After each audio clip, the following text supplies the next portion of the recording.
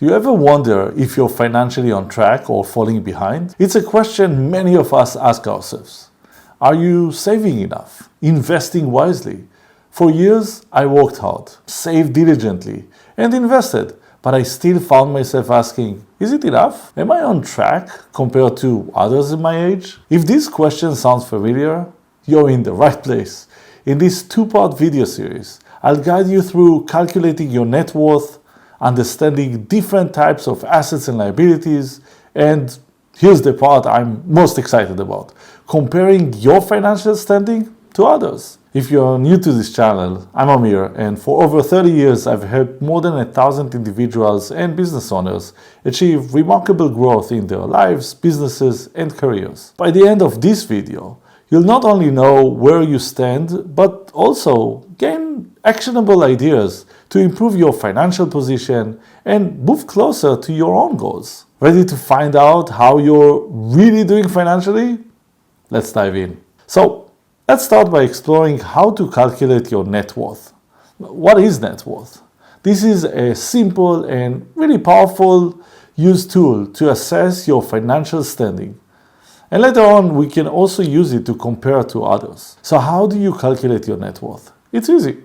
Net worth equals the value of your assets minus the values of your liabilities. What are assets? Think of assets as anything you own that has value, like the money in your checking or savings accounts, your investments, your house, or even a valuable collection. We'll break these down further in just a moment. What are liabilities? So liabilities are debts or money you owe, like your mortgage, student loans, credit card balances, or auto loans. How about an example? Okay, if your assets add up to $600,000 and your liabilities total $400,000, your net worth is $200,000. That's a solid number. But how does it measure up? Don't worry, we'll explore all this very soon. So first, let's take a closer look at the different types of assets and how these shape your financial picture. Remember a minute ago I mentioned that assets are anything you own that has value. But here's a question. Is a checking account the same kind of asset as a rental property? Not quite. To make it easier, I like to divide assets into three categories: solid, good, and great. Solid are assets that don't lose value over time. Good are assets that grow in value over time. And great are assets that not only grow in value, but also generate cash for you. Let's explore each one of these categories. First, the solid assets category. Assets in this category are anything we own that keep their value over time. That sounds silly, right? All assets keep their value. Well, there is this silent force called inflation that reduces the value of your cash and other assets over time. Let's assume that you have $20 today. These $20 don't buy what it could 10 years ago. The number didn't change. It's still 20, but the value has, the purchasing power has. That's how inflation works. So solid assets include inflation-protected funds that aim to keep pace with inflation. Now, what about your car? Is that a solid asset? Wait, before we answer, let's look at the next two categories, good and great assets. So good assets, these are the ones that grow in value over time. And yes, they're called good for a reason. These assets make you wealthier as you hold on to them, even while you're sleeping. One thing to notice is that good assets usually don't generate cash for you until you sell them. So what kind of assets fall into this category? Think about stocks, your home, your retirement accounts. Over the long term, these typically grow in value, adding to your financial picture. But they don't give you money in hand unless you sell them or cash out. Now, let's move on to the best category, great assets. Great assets are like good assets, but with a powerful kick. They not only grow in value over time, but they also generate cash for you right now. Think about that for a second. These assets can give you financial security even when you're not working. You see, most people earn money by exchanging time for it, whether through a job or running a business, But what happens if that job goes away? Did it ever happen to you? The money just disappears. That's why great assets are so important. They keep the money flowing, regardless of whether you're working or not. So, what are examples of these magical assets? Rental properties, businesses you own or invest in, a landscaping company or storage units, or dividend-paying stocks. These are assets that work for you. Let's look at a simple example. This will show you why it's important to move your assets from solid to good and great categories over time. So let's say you start with $50,000 and hold on to 4 different types of assets for 20 years. We will also assume that inflation will be 3% a year. But before we dive into this example, if you're ready to take a deeper look at creating the life you've always envisioned, check out my Transform Your Life course. It's designed to help you identify your life vision across key areas like finances, relationships, experiences, and personal growth. And it creates a practical plan to turn your vision into reality.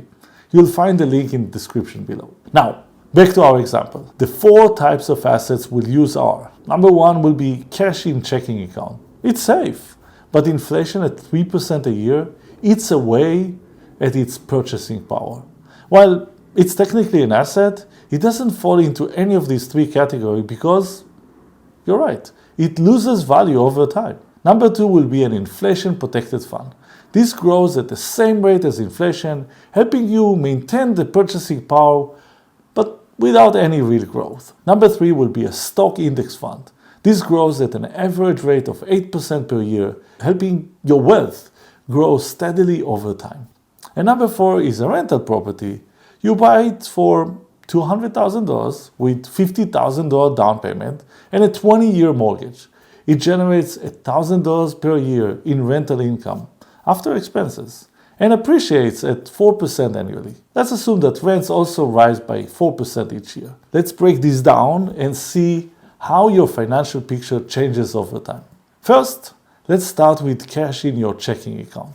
After 20 years, it'd still be $50,000 on paper, but because of inflation, its purchasing power will shrink to just $27,000 in today's dollars. It's safe, but you're truly losing the value of your money. Next, our solid asset, the inflation-protected fund. It keeps up with inflation, so it holds steady. Your $50,000 grow to $90,000, but adjusted for inflation, its purchasing power stays at $50,000. Solid, but no real growth. Next, our good asset, the stock index fund. Not only it will keep up with inflation, it also adds more financial value for you.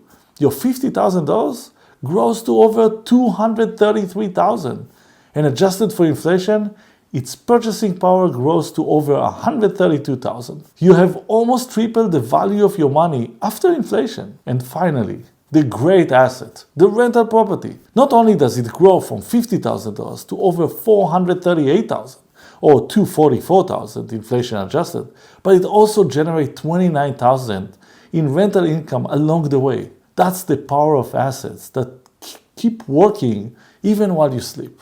So what's the takeaway? Start by saving cash from your work or side hustle. But don't stop there. Gradually, shift that cash into good and great assets. This approach will build a much stronger financial foundation for your future. And what about your car?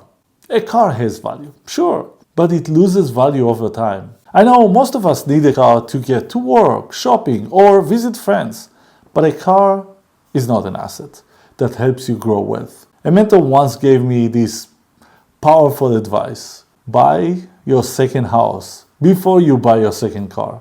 Your goal is to purchase assets, not liabilities. So here's a quick exercise for you. Make a spreadsheet of your current assets. Categorize them into solid, good, or great. And if some don't fit, put them in a non-category. Then talk to your financial advisor about a plan to gradually move more of your non or solid assets into the good and great categories. In my next video, we'll explore the second part of the equation, liabilities. We'll explore the types of debts, calculate your net worth, And yes, finally, we're going to compare your financial standings to others in your age group. And if you found value in this video, don't forget to subscribe so you'll be the first to know when the next part is live. Thank you so much for watching. And until our next time together, remember, every day is a new opportunity to live a remarkable life.